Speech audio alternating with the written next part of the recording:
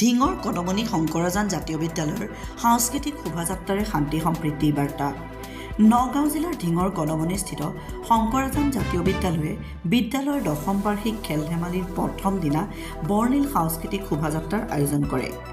Dhupguri colony বস্তিৰ পৰা কদমনী বজাৰলৈ উলিওৱা শোভাযাত্ৰাত ছাত্ৰ ছাত্ৰীসকলে বিভিন্ন জাতি জনগোষ্ঠীৰ পৰম্পৰাগত সাজপাৰ আৰু সংস্কৃতি প্ৰদৰ্শন কৰে।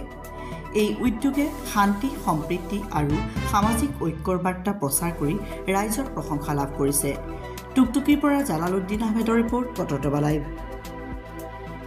যাত্ৰা ওলাইছোঁ আজি আমাৰ শংকৰাজান জাতীয় বিদ্যালয়ৰ 3দিনীয়া বাৰ্ষিক ক্ৰীড়া সমাৰোহৰ সংগতি ৰাখি আমি এই সাংস্কৃতিক শোভাযাত্ৰা আৰম্ভ কৰিছোঁ।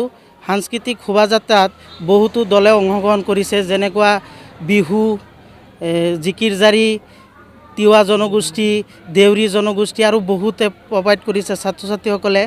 এই গোটেইখিনি আমাৰ বিদ্যালয়ৰ ছাত্ৰ ছাত্ৰীক যে এনেকুৱা কৰিছে, আমাৰ গোটেইখিনি আমাৰ বিদ্যালয়ৰ ছাৰ বাইদেউৰ অশেষ কষ্ট আৰু চেষ্টাৰ ফলত আমি আজি ওলাবলৈ সক্ষম হৈছোঁ।